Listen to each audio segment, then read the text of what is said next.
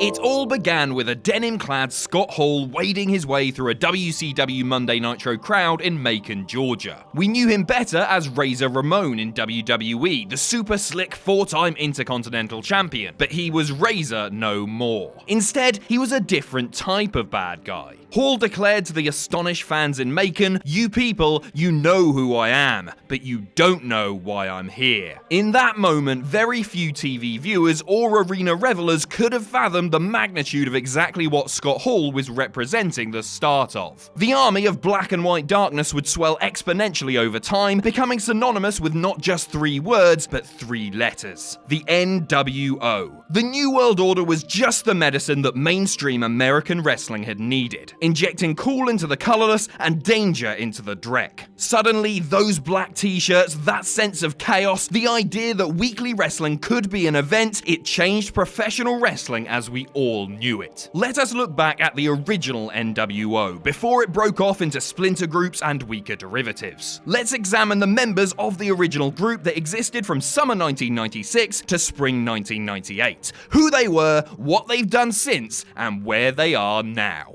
Mason Ryan, Stevie Ray, Earthquake, Alundra Blaze, Norman Smiley, Zach Gowen, Bam Bam Bigelow. Ahmed Johnson, Torrey Wilson, Buff, Bagwell, Robert Gibson, Dave Taylor, Terry Taylor, and Godfather's Holmes.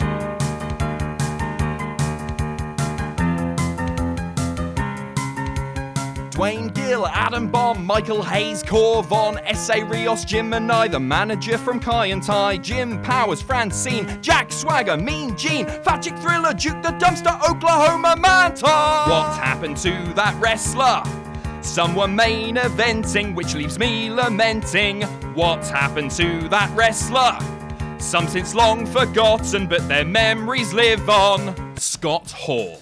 The former Razor was the first man to draw the battle lines, harassing the likes of Eric Bischoff and Sting with his grinning rhetoric. Something big was about to happen, he warned us. Soon he would be joined by other familiar faces, but Hall would never be overshadowed, to this day remaining one of the most memorable figures of the NWO movement. As a wrestler, Hall would make his presence felt in the tag team division, but would always be front and center whenever a group beatdown commenced. Hall would unfortunately have lengthy battles with substance abuse and alcohol throughout his career, and would later develop major health problems, including heart issues and epilepsy. In 2013, Hall began to turn his life around with the help of longtime friend Diamond Dallas Page, helping Hall sober up, as well as raising money for Hall to have hip replacement surgery. Today, Hall makes many appearances at various shows and conventions, getting to enjoy his immense fame. Kevin Nash. 2 weeks after Hall gatecrashed his way into WCW, Big Buddy Nash wasn't far behind, a mere 6 months removed from the end of his near 1 year as WWE champion. Like Hall, Nash would become indelibly tied in with the mere letters NWO, a cornerstone of virtually all future incarnations of the machine. In his time with the group, Nash teamed with Hall to capture WCW's World Tag Team titles, and would eventually become WCW champion after splitting off to lead his Wolfpack faction. Post-NWO,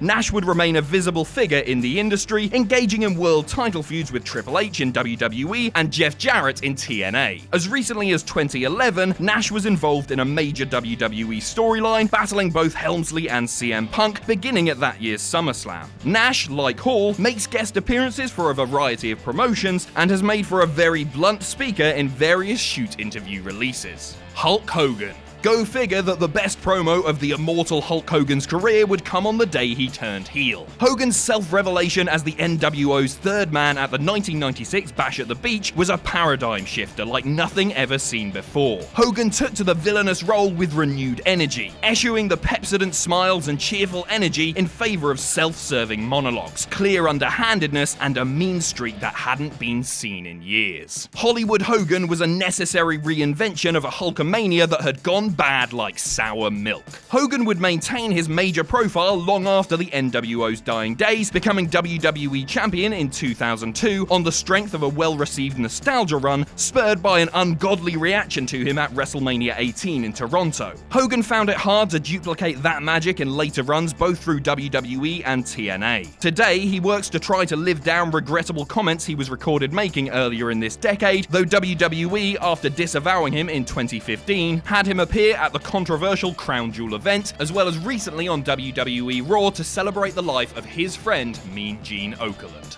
Ted DiBiase. The NWO's original benefactor was trillionaire Ted, playing on his wealthy WWE persona to finance NWO's mesmerizing propaganda videos. DiBiase was meant to be a mouthpiece for the group, but would eventually lose that spot to a certain wrestling executive turned podcaster. Today, DiBiase is an ordained minister, having founded the Heart of David Ministry in 1999.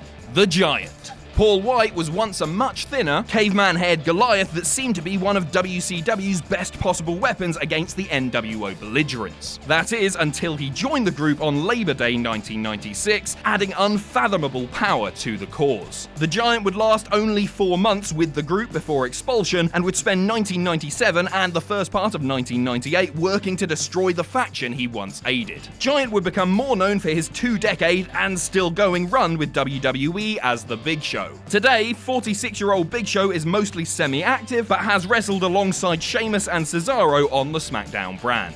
NWO Sting. The doppelganger of Steve Borden was designed to create paranoia among the WCW opposition, and around Fall Brawl 1996, it worked. NWO Sting was portrayed by Jeff Farmer, who would use the guys in Japan as well. Farmer retired from wrestling in 2005 and has since worked as a project manager at the Miller School of Medicine at the University of Miami.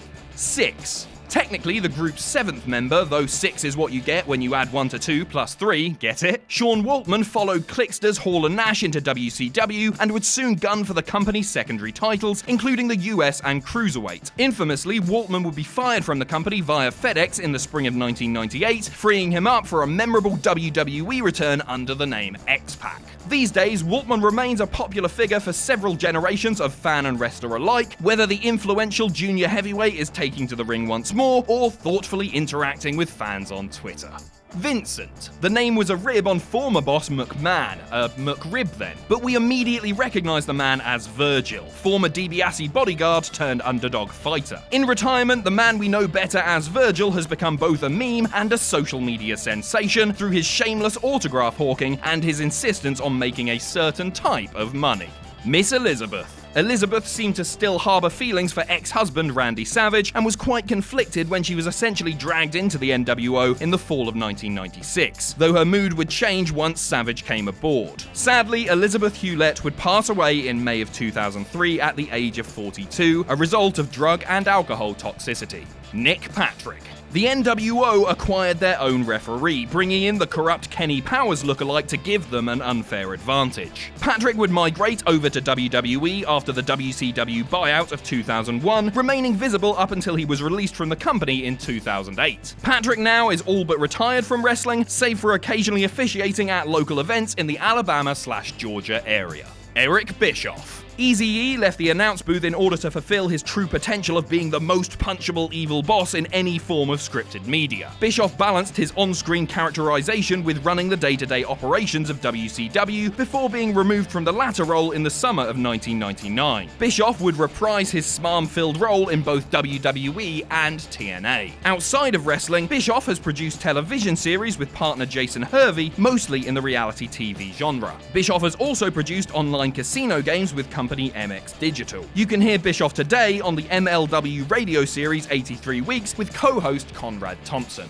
Buff Bagwell. The former Marcus Alexander Bagwell seemed poised to be one of the new stars that would get a rub from the NWO machine, and through 1997 he was positioned well as a boastful musclehead. The game suddenly changed for Bagwell in the spring of 1998 when his neck and spine were damaged in an in-ring accident on WCW Thunder. Bagwell would return to the ring nearly a year later. Today, at age 47, Bagwell remains an active wrestler primarily in the Carolinas, Georgia, and Tennessee. Bagwell made headlines in May 2014 during an absolute intense wrestling match, that's the name of the promotion, when he actually performed a Canadian destroyer. Also, he was a gigolo for a bit. VK Wall Street. The mid-card of the NWO was bolstered through some low-level defections shortly before Christmas 1996, which included the former Erwin R. Shyster. His removal from the group in the spring of 1997 was fairly quiet. Today, the real-life Mike Rotunda remains a producer for WWE, where his sons Bray Wyatt and Bo Dallas perform.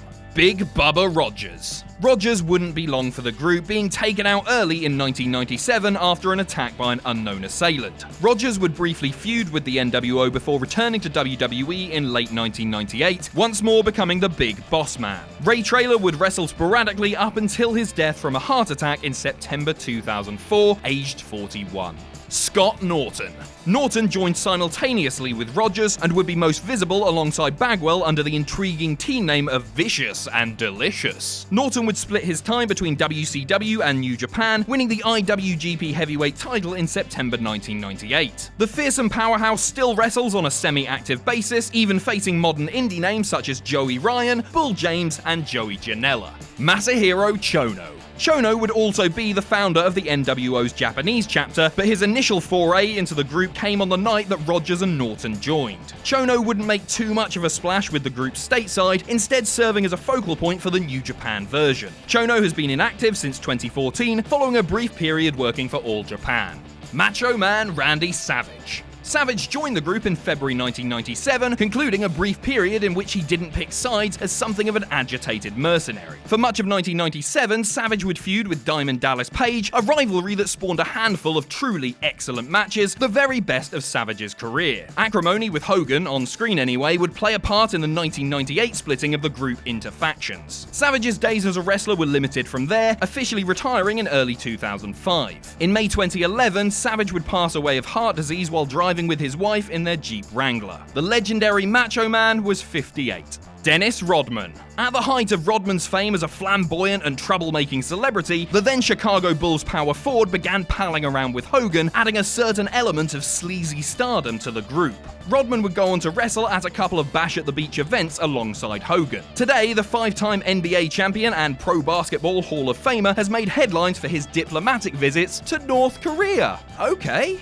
Konnan. K-Dog was an odd fit for the Dungeon of Doom upon a heel turn in 1996 and seemed to be better suited for the renegade tactics of the NWO. It wasn't until the Wolfpack group came to be that Konnan could be at his best, his natural charisma and colourful promos on full display. Konnan has kept busy over the interim 20 years through high-profile appearances with TNA, AAA and Lucha Underground, among other promotions, mostly in non-wrestling roles throughout this decade. Konnan also hosts his own podcast, Keeping It 100, on Westwood One's Jericho Network, while managing the modern Latin American exchange of Santana and Ortiz in Impact Wrestling.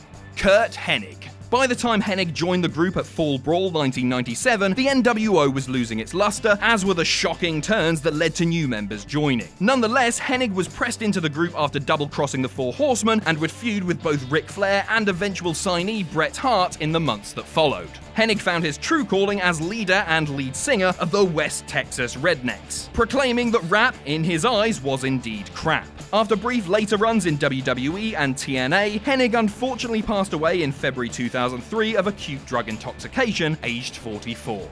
Rick Rude. In pulling off the famous two places at once shtick during the Monday Night Raw and Nitro episodes of November 17, 1997, Rude pledged his allegiance to the New World Order, although he was nominally used as little more than a running buddy of Hennig. Rude passed away in April 1999, aged 40, while reportedly training for an in-ring comeback.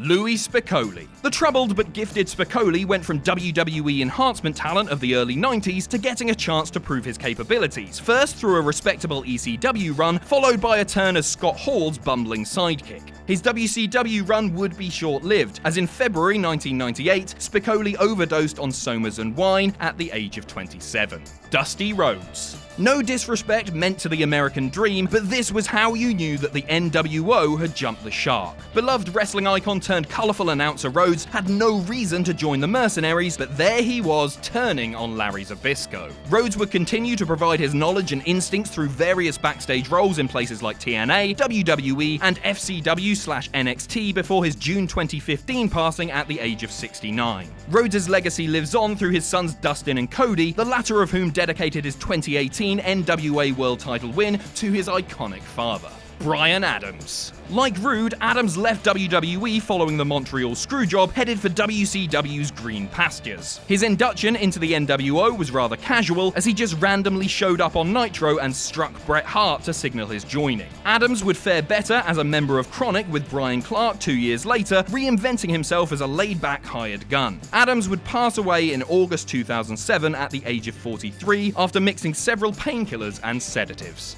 The Disciple. It was almost hard to recognize Brutus Beefcake beneath the mountain man beard and dark sunglasses, but it was Brother Bruti once more aligned with friend to the end Hogan. Now semi-retired, Beefcake released his memoirs Struttin' and Cuttin' earlier in 2018, going in depth on many topics and moments from his career, ranging from funny and light-hearted to dark and sobering.